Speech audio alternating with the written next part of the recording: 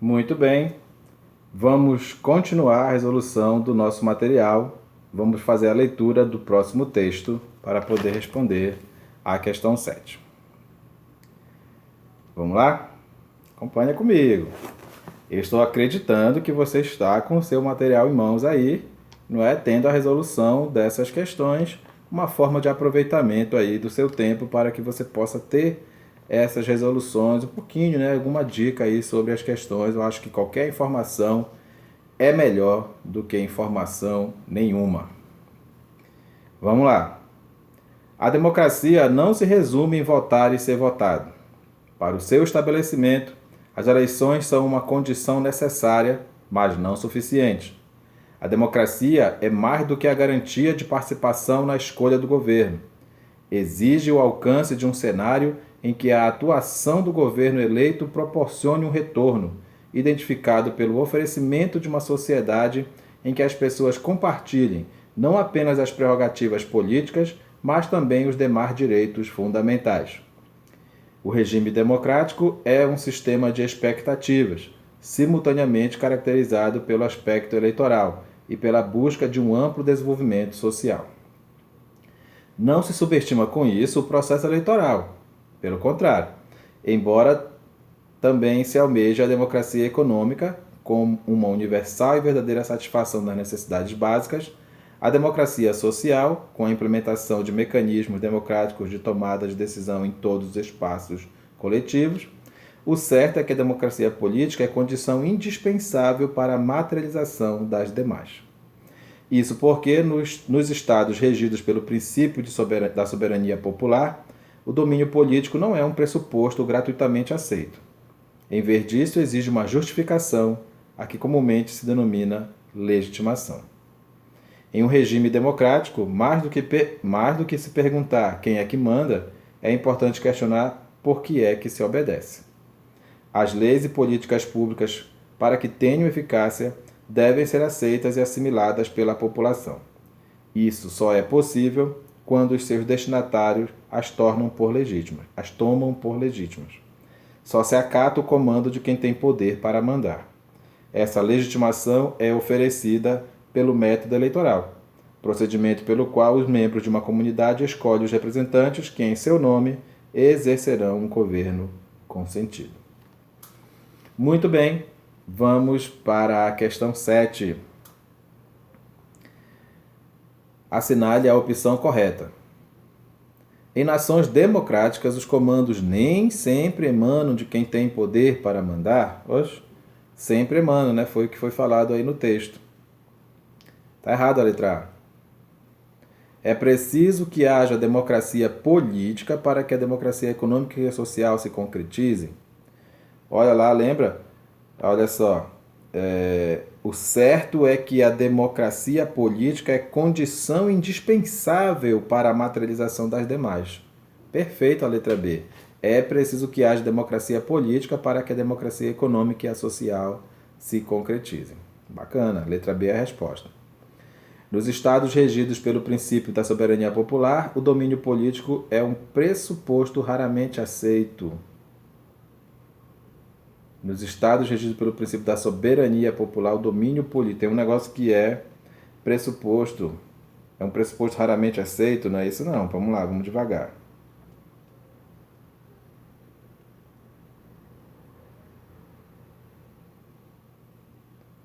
Opa, não. O domínio político não é um pressuposto gratuitamente aceito. É nos estados regidos pelo princípio da soberania popular, o domínio político é um pressuposto raramente aceito. Acabou de dizer que não é. Pronto, está errado. A existência de um regime democrático depende da aceitação e da assimilação pela população das leis e das políticas públicas. Nada disso, o texto está errado.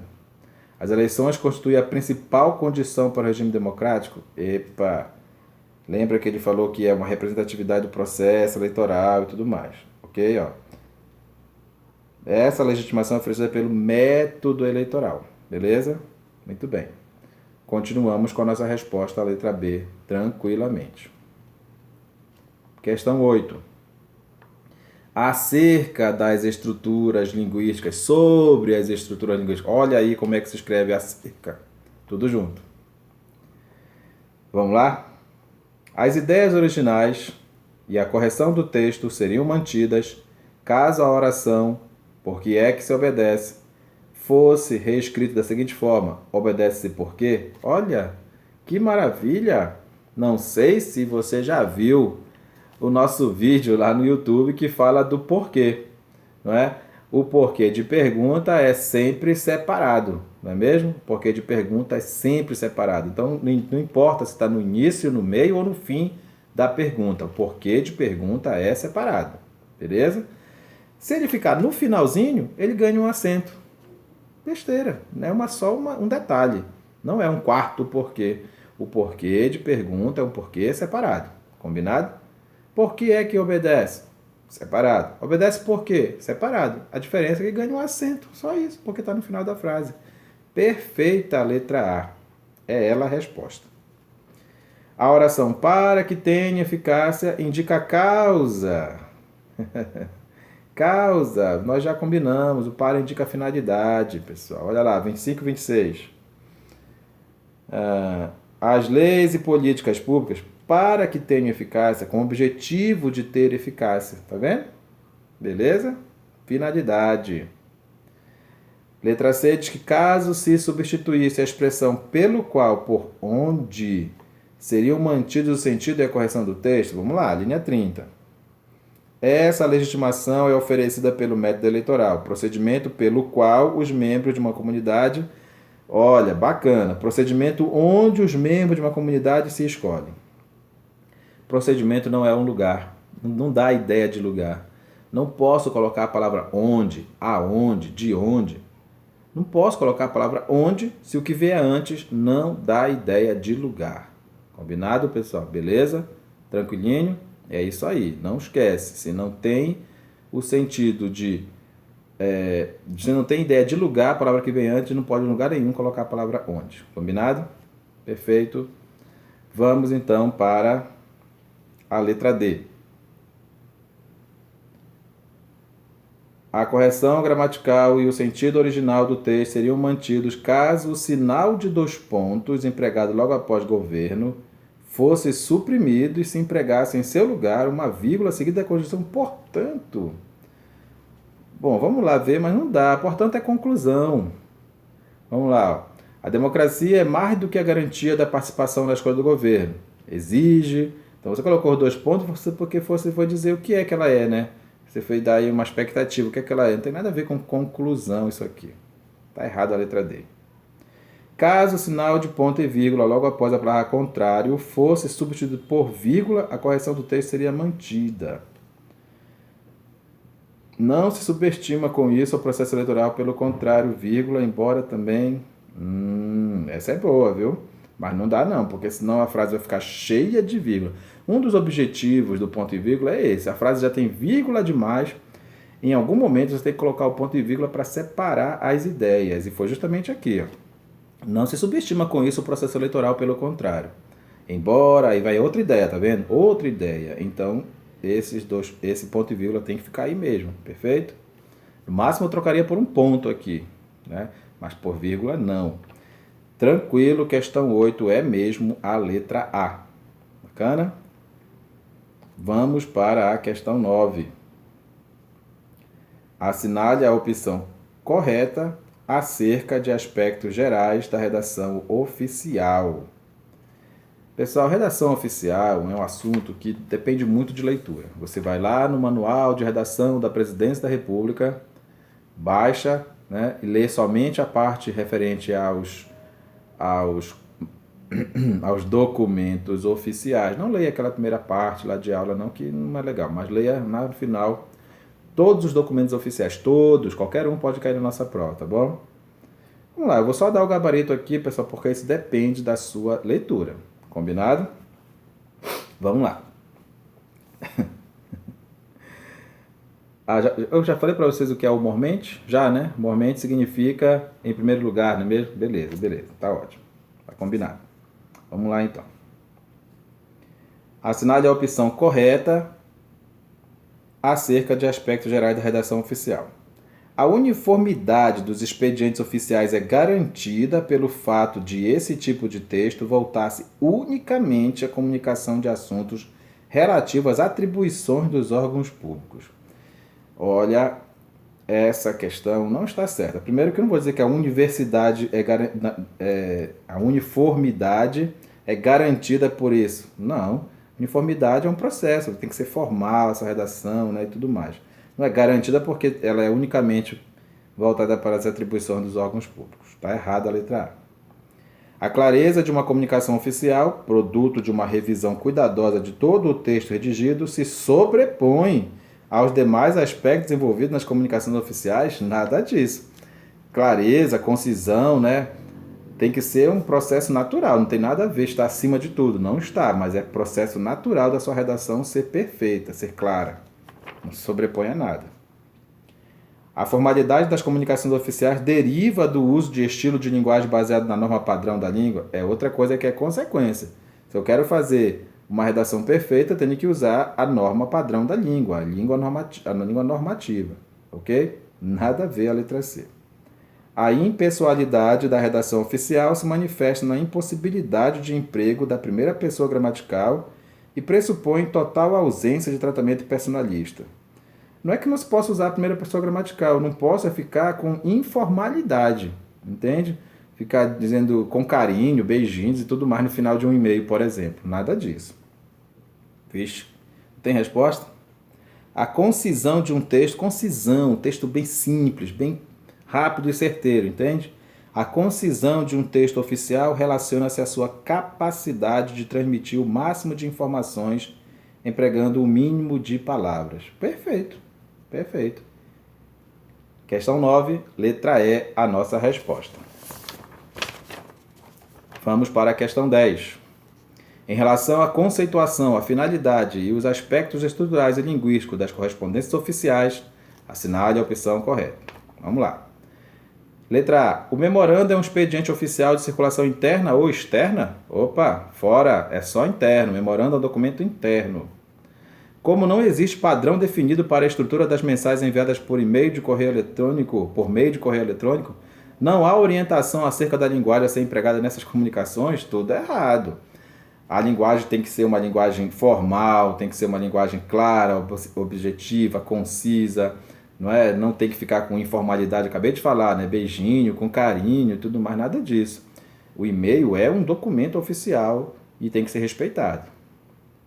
Letra C. Informar o destinatário sobre determinado assunto, propor alguma medida e submeter projeto de ato normativo à consideração desse destinatário são alguns dos propósitos comunicativos da mensagem. Ah, Maria. Tomara que não seja essa a resposta. Vamos para a letra D. A exposição de motivos varia estruturalmente conforme sua finalidade comunicativa. O documento é padrão, não tem nada de variação. A situação comunicativa mediada pelo ofício é restrita aos ministros de Estado. Eita, ofício é um documento externo. Empresa para empresa, órgão público para órgão público, pessoa física para órgão público. Olha aí, a resposta acabou sendo mesmo a letra C. Beleza? Vamos lá. Peraí, gabarito não é a letra C. Gabarito é a letra D de dado. O que está errado na letra C? Informar o destinatário sobre determinado assunto, propor alguma medida e submeter o projeto de ato normativo à consideração desse destinatário são alguns dos propósitos comunicativos da mensagem. Então está errado a letra C, a resposta vai ser a letra D mesmo. A exposição de motivos varia estruturalmente conforme sua finalidade comunicativa. Fazer o quê? Leia o manual de redação da Presidência da República. Se esse assunto estiver na sua prova, vai ter uma questão só lá sobre isso, você tem que acertar. Aqui tinha um monte, né? Mas vamos terminar. Já está terminando o nosso vídeo, tá bom? No que se refere aos aspectos formais e linguísticos das correspondências oficiais definidos no manual de redação da Presidência da República, assinale a opção correta. Vamos lá. Nos textos de redação oficial é proibido o emprego de linguagem técnica de neologismos e de estrangeirismos. Olha, às vezes eu vou usar a linguagem técnica sim, dependendo da situação, pode ser. Vamos ver as outras. Expedientes que tenham o Presidente da República como emissor, embora não apresentem identificação do signatário, trazem a sua assinatura. Se não me engano, isso é verdade. Vamos ver as outras. A palavra respeitosamente é adequada para figurar como fecho de uma comunicação oficial se o emissor e o receptor dessa comunicação forem autoridades do mesmo nível hierárquico. Vamos lá. É o seguinte. Só tem dois fechos. Final de um documento. Ou é respeitosamente ou é atenciosamente. Respeitosamente é se eu estiver mandando o documento para alguém superior a mim. Atenciosamente é dos pares para baixo. Beleza? Respeitosamente para cima, atenciosamente dos pares para baixo. Então a letra C está errada. No ofício, informações do remetente, tais como o nome do órgão ou setor a que ele pertence, endereço postal, além de telefone e endereço de correio eletrônico, são facultativos, devendo-se presente constar do cabeçalho do documento. Tem muita informação aqui, mas isso está errado. Não está errado. Bom, veja lá direitinho como é que tem que ser o padrão ofício. Na identificação do destinatário do memorando, constam o nome e o cargo da pessoa a quem é dirigida a comunicação, diferentemente do recomendado pelo padrão ofício. São 3 documentos que têm padrão ofício. Ó. É o ofício, o memorando e o aviso. Né? Esses 3 documentos têm o mesmo padrão, tá bom? Então está errada a letra E. Resposta, pessoal, olha lá, vai ser a letra B. Ó, letra B é a resposta. Que coisa, né? Leia esse assunto se tiver lá no seu programa. Vamos encerrar com a questão 12. A redação oficial deve caracterizar-se pela impessoalidade, uso do padrão culto de linguagem, clareza, concisão, formalidade e uniformidade. Assinale a opção em que o trecho do texto atende aos requisitos mencionados no fragmento acima. Vamos caçar erros aqui e eliminar a alternativa. Vamos lá. Solicitamos a Vossa Senhoria que seja concedido, excepcionalmente, uma prorrogação para os estágios dos alunos da área de administração que prestam serviços neste setor. O pedido se justifica em virtude de termos poucos funcionários no momento e por conta da época do ano estamos com carga de trabalho além do limite. Ei, isso não se escreve no documento oficial, pode jogar fora a letra A. Informo todas as unidades... Informo... Tudo bem, não é proibido. Informo todas as unidades que em virtude em virtude de implementação de novo sistema de armazenamento de dados e informações, vírgula. Entendeu? Tinha que ser tudo entre vírgula aí, já tem um erro grave aí de pontuação. Como assim, professor? Não entendo. Olha, faz a pergunta. Informo o quê? A resposta do que começa lá assim, ó. Estamos desativando... Entendeu? Informo todas as unidades que estamos desativando. Tudo que está entre os dois tem que ficar entre vírgula. Joga fora a letra B. Letra C. Conforme ficou decidido na última reunião do Conselho, de 27 de outubro deste ano, informo que a Secretaria de Memória e Comunicação acabou o texto, cujo original submete à apreciação. Acabou o texto, pessoal? Que linguagem ruim, né? Não. Reiteramos que o texto, caso seja aprovado, vai integrar o prefácio do livro tal. Como a edição enquanto se fase avançada, isso não se escreve num documento, pessoal, para com isso, está muito ruim essa redação aqui. Letra D, comunicamos a todos os colegas que a partir da semana que vem, pessoal, é a partir de uma data, né? A Secretaria de Apoio não funcionará mais na sala 15 do segundo andar. Essa mudança trata-se de uma primeira consequência. Ixi, está ruim essa redação.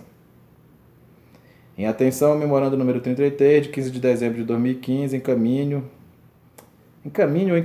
pessoal, em anexo, cópias de 3 documentos, a saber, ficha funcional dos servidores lotados nesta seção, folha de ponto dos referidos servidores e ficha de avaliação desses servidores pelo público externo.